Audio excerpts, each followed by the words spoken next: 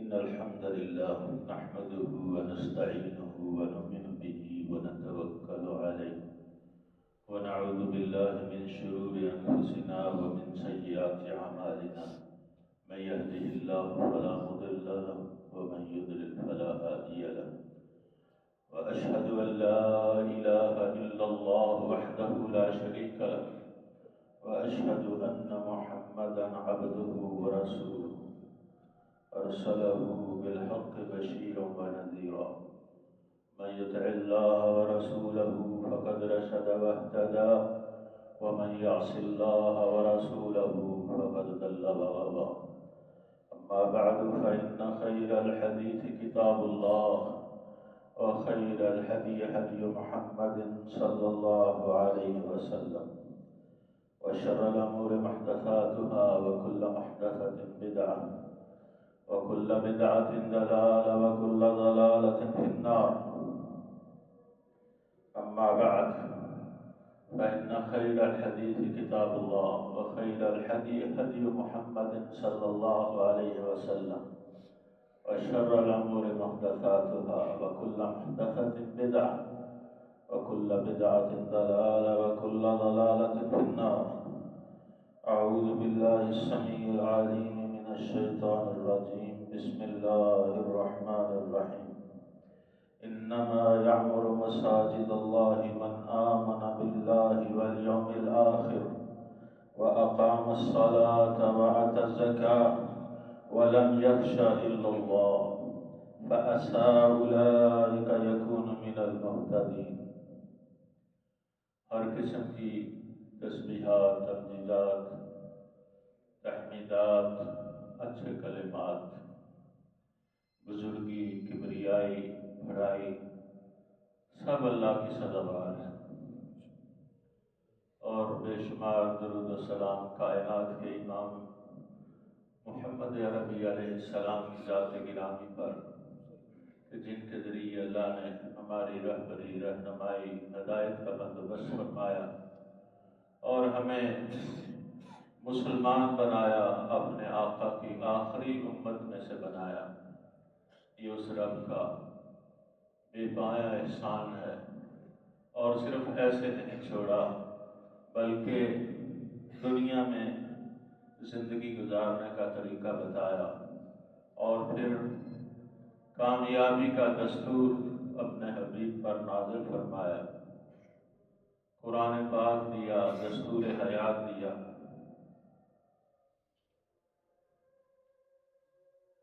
دنیا میں جینے کے رنگ ڈھنگ بتائے اور آخرت میں کامیابی کا دستور ہمارے ہاتھوں میں تھما دیا.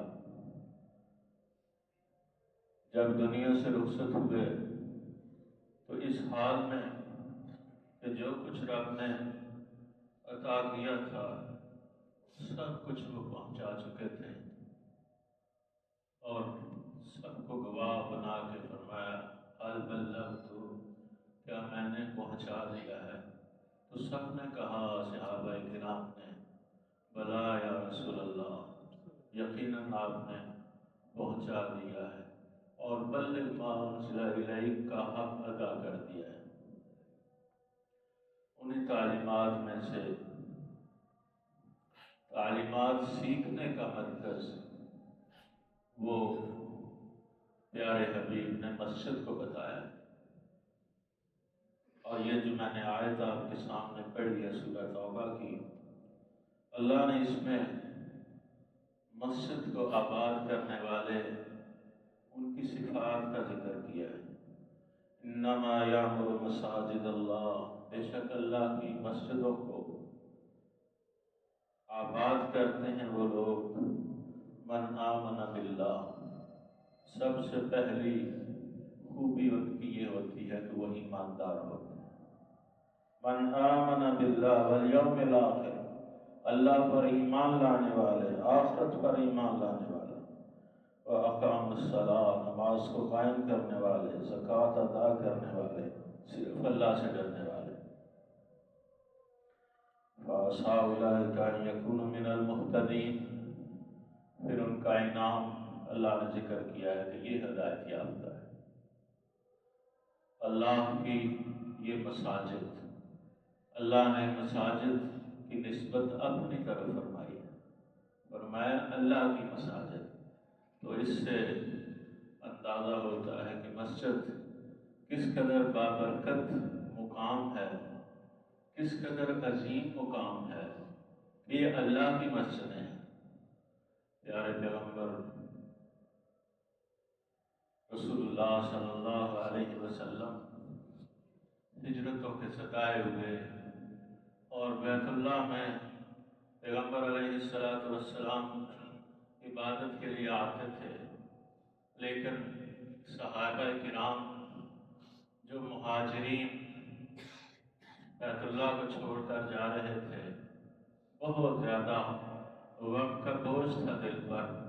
رسول اللہ صلی اللہ علیہ وسلم یہیں اکٹھے ہوتے تھے۔ یہ وہ اللہ کا گھر تھا جو ابراہیم خلیل اللہ نے تعمیر کیا تھا۔ چھوڑتے ہوئے نبی صلی اللہ علیہ وسلم کا دل بڑا بوجھل تھا اور فرما رہے تھے کہ اے بیت اللہ، تو سب سے زیادہ محبوب ترین ہے، اللہ کو بھی محبوب ہے، مجھے بھی سب سے محبوب ہے۔ میں تجھے چھوڑ کر نہ جاتا اگر میری قوم مجھے نہ نکالتی۔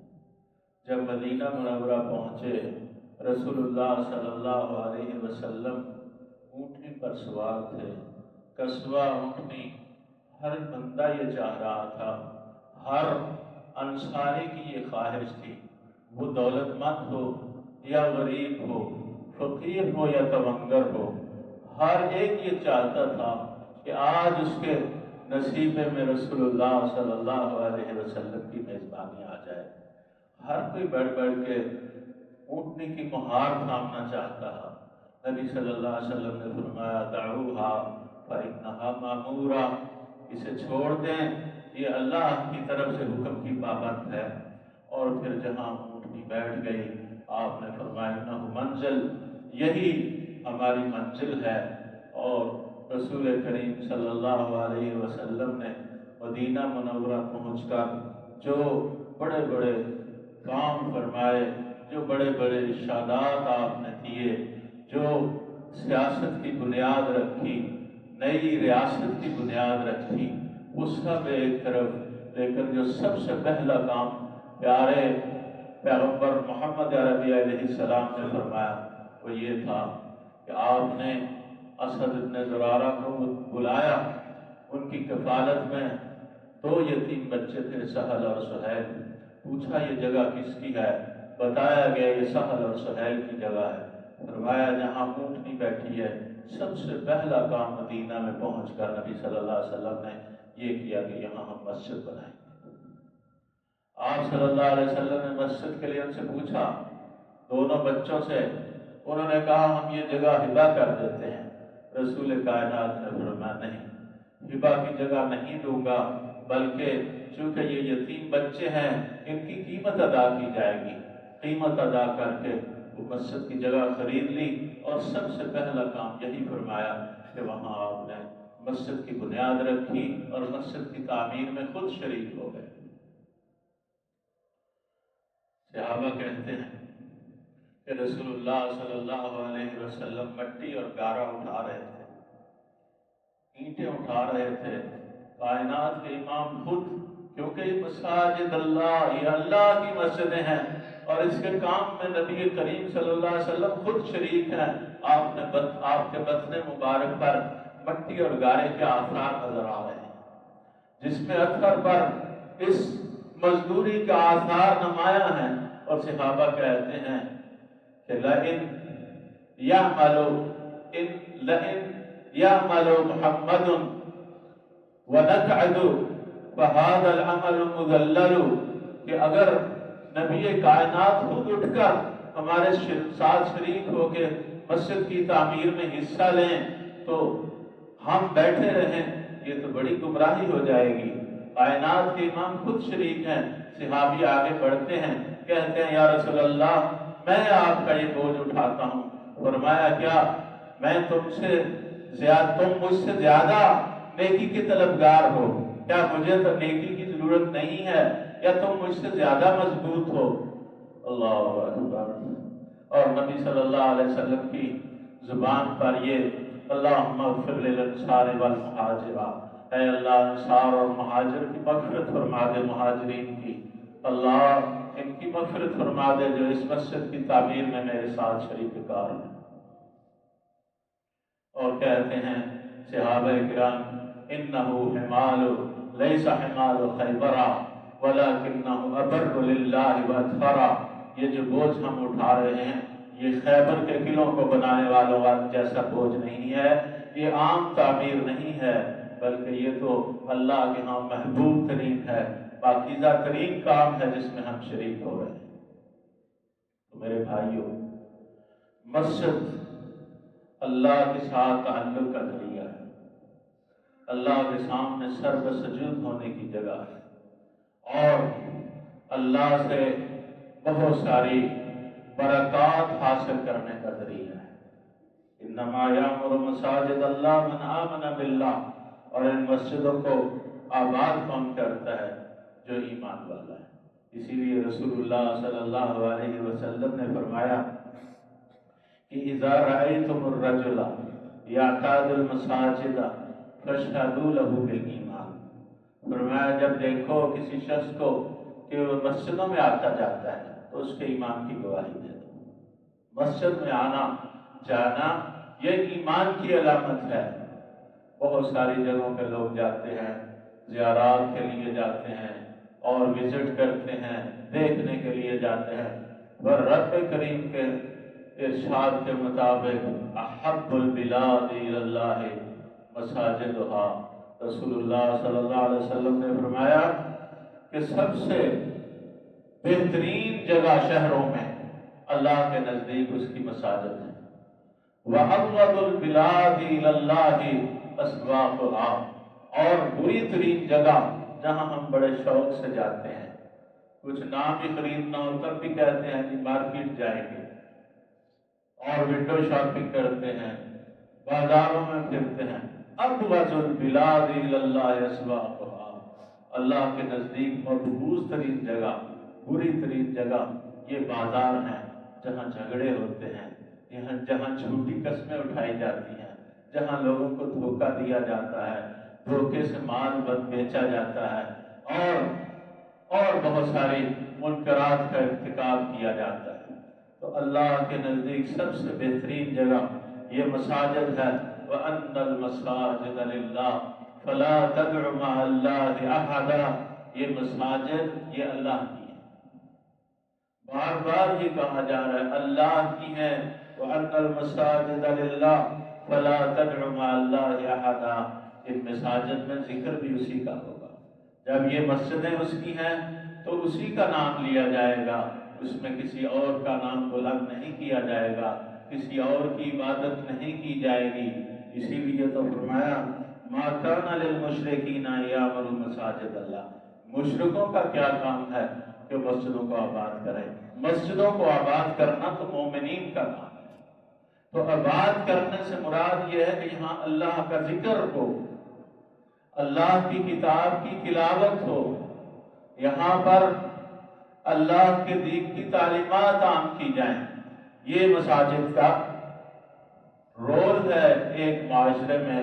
رسول اللہ صلی اللہ علیہ وسلم نے جب مسجد نبوی تعمیر کی تو پھر یہ درسگاہ بھی تھی اور یہ پارلیمنٹ بھی تھا، آج کی نئی اصطلاح، یہ مجلس مشاورت کی جگہ بھی تھی، اور یہ مہمات کے روانہ کرنے کا ایک مقام اور جگہ بھی تھا جہاں سے رسول اللہ صلی اللہ علیہ وسلم نے مختلف سرایا اور مختلف جنگی مہمات روانہ کی۔ یہیں سے آپ صلی اللہ علیہ وسلم نے احد کے لیے اپنے صحابہ سے مشورہ کیا، اور یہیں پہ خندق کے لیے مشورہ کیا گیا، یہیں سے آپ مختلف غزوات کے لیے آپ روانہ ہوئے، یہیں پر آپ صلی اللہ علیہ وسلم نے اپنے نائب مقرر کیے مدینہ منورہ میں، اور خود جہاد کے لیے روانہ ہوئے۔ یہ مسجد تھی جہاں اصحاب صفہ بیٹھتے تھے، جہاں تعلیم سنتے تھے، رسول اللہ صلی اللہ علیہ وسلم کے فرامین سنتے تھے۔ آج مسجد کو صرف نماز ادا کرنے کی جگہ سمجھ لیا گیا ہے، اور بلکہ بہت ساری مساجد میں بہت ساری سیاستیں بھی ہوتی ہیں، نمازی آتے ہیں۔ یہ تو الفت کی جگہ تھی، ایک دوسرے کے حال احوال لینے کی جگہ تھی، جھگڑوں کو ختم کرنے کی جگہ تھی، برابر کھڑے ہو جانے کی جگہ تھی کہ ایک ہی صف میں کھڑے ہو گئے۔ محمود و ایاز نہ کوئی بندہ رہا، نہ کوئی بندہ نواز، کوئی تبنگر ہے، کوئی فقیر ہے، کوئی تنگ دست ہے، کوئی مالدار ہے۔ اللہ کے حکم سے سب ایک ہی صف میں برابر کھڑے ہوں گے، درجات باہر رہ جائیں گے۔ امام وہ ہوگا جو سب سے زیادہ اللہ کی کتاب کو جاننے والا ہوگا، چاہے سوشل اسٹیٹس میں اس کا کوئی مقام ہو، اسے لوگ بھلے کیا کہتے ہوں، مالدار نہ ہو، فقیر ہو، لیکن آج اس اللہ کے گھر میں اس بڑی جگہ پر اور بڑے مقام پر وہی کھڑا ہوگا جس کا تعلق اللہ سے زیادہ ہوگا، اللہ کی کتاب سے زیادہ ہوگا۔ رسول کریم صلی اللہ علیہ وسلم نے فرمایا، من تودع وجاء الى المسجد فهو زائر اللہ، جس نے گھر پہ وضو کیا پھر آیا مسجد میں، وہ اللہ کا زائر ہے، اللہ کے لیے زیارت کرنے آیا ہے۔ وحق علی المزور ان یکرم الزائر، اور پھر جس کی زیارت کے لیے آیا ہے اس پر یہ حق ہے کہ اپنی زیارت کے لیے آنے والے کا اکرام کرے۔ آئیے دیکھیں، مطلب وہ اللہ کا مہمان ہے۔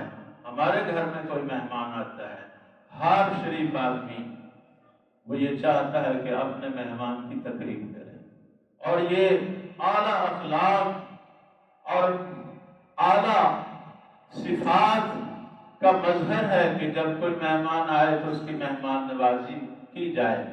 من کان یؤمن باللہ فلیکرم ضیفہ، پیغمبر علیہ السلام نے فرمایا جو اللہ پر ایمان لاتا ہے وہ اپنے مہمان کی تقریب کرے، عزت کرے۔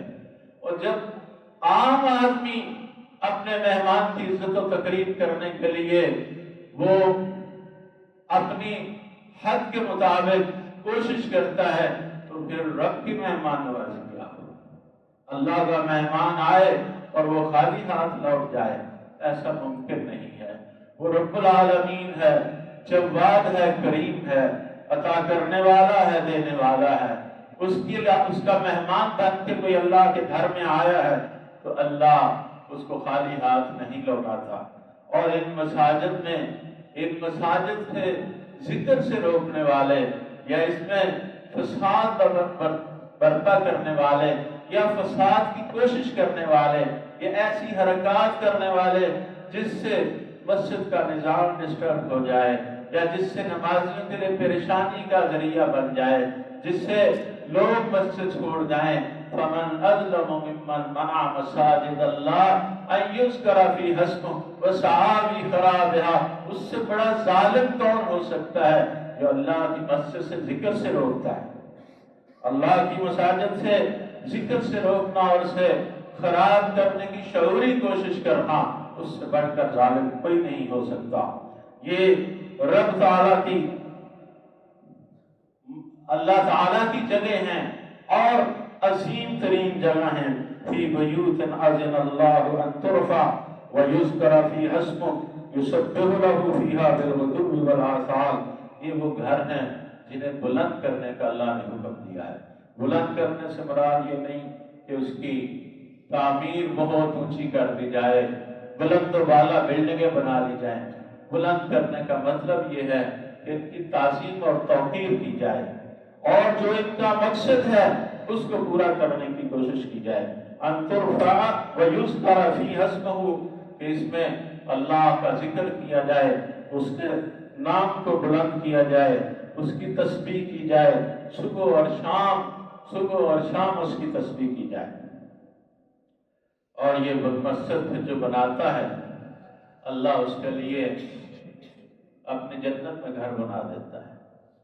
اور پھر نبی صلی اللہ علیہ وسلم نے اس کی عظمت کو ظاہر کرتے ہوئے کہ ضروری نہیں کہ بہت بڑی کوئی مسجد بنائے، آپ صلی اللہ علیہ وسلم نے فرمایا من بنا مسجد للہ کمفحص کے خاطر، ایک پرندے کا جیسے گھونسلہ ہوتا ہے، حالانکہ اس میں بندہ نہ نماز پڑھ سکتا ہے نہ کھڑا ہو سکتا ہے۔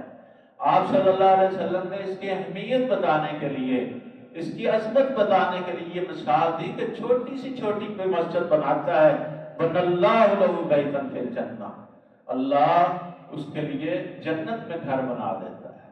اور اس مسجد کو تعمیر کرنے میں اور اس کی تزئین کرنے میں اس میں حصہ لینے والا اس کے ایمان کی اللہ گواہی دیتا ہے۔ اللہ فرماتا ہے یہاں کسی اور کی گواہی کی ضرورت نہیں ہے۔ اگر آپ یہ سمجھتے، اپنے دل سے پوچھیں کہ آپ کا دل اگر مسجد کی تزئین کے لیے، تعمیر کے لیے دھڑکتا ہے، اگرچہ آپ کا ہی دامن ہے، آپ کے پاس کچھ نہیں، لیکن دل یہ چاہتا ہے کہ کاش میرے پاس بھی کچھ ہوتا تو میں مسجد کی اس آرائش میں، اس مسجد کی تعمیر میں بھی حصہ لے لیتا، تو یہ آپ کے ایمان کی گواہی ہے اللہ کی طرف سے۔ آپ کو خوش ہو جانا چاہیے۔ جو اعمال انسان دنیا میں چھوڑ کر جاتا ہے اور پھر آخرت میں اس کے لیے فائدہ مند ہو جاتے ہیں، دنیا سے جب بندہ فوت ہو کر چلا جاتا ہے تو یقیناً اس کا سلسلہ ٹوٹ جاتا ہے اعمال کا، لیکن کچھ عمل جاری رہتے ہیں۔ نبی علیہ السلام نے فرمایا ان مما يلحق المؤمن من عمله وحسناته بعد موته، انسان چلا جاتا ہے، موت کے بعد بھی جو فائدہ مند اعمال ہے اسے ثواب جن سے ملتا رہتا ہے۔ علم، ایک تو وہ ہے جو علم ہے، علم علمہ و نشرہ، علم نافع، علم دین لوگوں کو سکھایا اور اسے نشر کیا۔ یہ علم جب تک لوگ اس سے فائدہ اٹھاتے رہیں گے اس کے لیے ثواب کا ذریعہ بنتے رہیں گے۔ وَوَلَدًا صَالِحًا تَرَكَهُ، نیک اولاد چھوڑ گیا، ان کے اعمال اور ان کی دعا اس کو فائدہ دیتی رہے گی۔ وَمُصْحَفًا وَرَّثَهُ، کوئی قرآن پاک وراثت میں دے گیا، یہ فائدہ دے گا، اس سے لوگ فائدہ اٹھائیں گے۔ اور مسجد بنا، اللہ کا گھر بنا گیا، لوگ اس میں نماز پڑھتے رہیں گے، سجدہ ریز ہوتے رہیں گے، اپنی پیشانیاں رب کے سامنے رکھتے رہیں گے، ذکر کرتے رہیں گے، ہر ذکر کرنے والے کا ذکر اللہ تک پہنچتا رہے گا اور اس کو ثواب ملتا رہے گا۔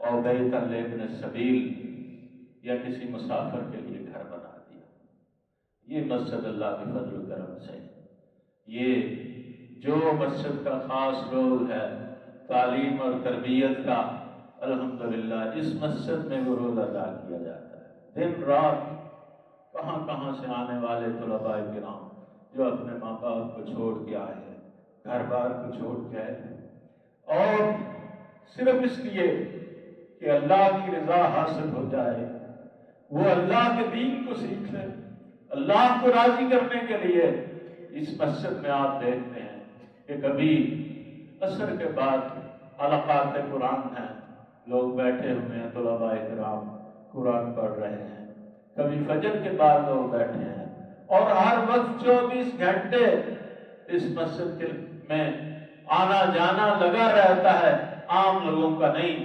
بلکہ ان کا من سلک طریقا للہ، جس نے اللہ کے لیے راہ اختیار کی، یلتمس فیہ علما، تاکہ اللہ کا دین سیکھ لے، سہل اللہ بہ لہ طریقا الی الجنہ، اللہ اس کے بدلے میں اس کے لیے جنت کا راستہ آسان فرما دیتے ہیں۔ یہ جنت کے راہی اس مسجد میں ہر وقت کوئی نہ کوئی پڑھ رہا ہے، تو یہ عام مساجد سے تو اور زیادہ اس کی اہمیت بڑھ جاتی ہے۔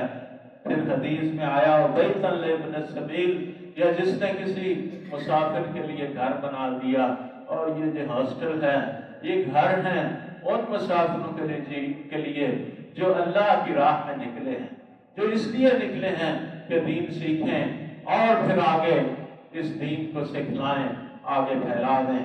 میرے بھائیوں، سبعۃ یظلھم اللہ یوم القیامہ، 7 آدمیوں کو اللہ قیامت کے دن اپنے عرش کا سایہ نصیب فرمائے گا۔ سبعۃ یظلھم اللہ یوم لا ظل الا ظلہ، جس دن اس کے عرش کے سائے کے علاوہ کوئی سایہ نہیں ہوگا۔ اور اس میں ایک وہ بھی ہے کہ رجل قلبہ معلق بالمساجد، ایسا بندہ جس کا دل مسجد کے ساتھ لٹکا رہتا ہے، وہ اس انتظار میں رہتا ہے کہ کب اذان ہو، کب وہ مسجد کی طرف جائے۔ اور یہ مسجد سکون کی جگہ ہے، اطمینان کی جگہ ہے، اللہ کی برکات کے حصول کا ذریعہ ہے۔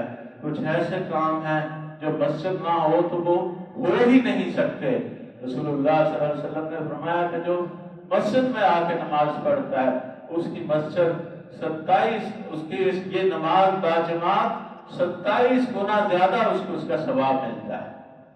والحسنۃ بعشر امثالها، اور یہ بھی حدیث میں آتا ہے کہ ایک نیکی 10 گنا بڑھا کر دی جاتی ہے، تو پھر جب 27 گنا یہ ہے تو ان کو اور 10 گنا بڑھا دیا جائے، یہ ثواب صرف مسجد میں حاصل ہو سکتا ہے۔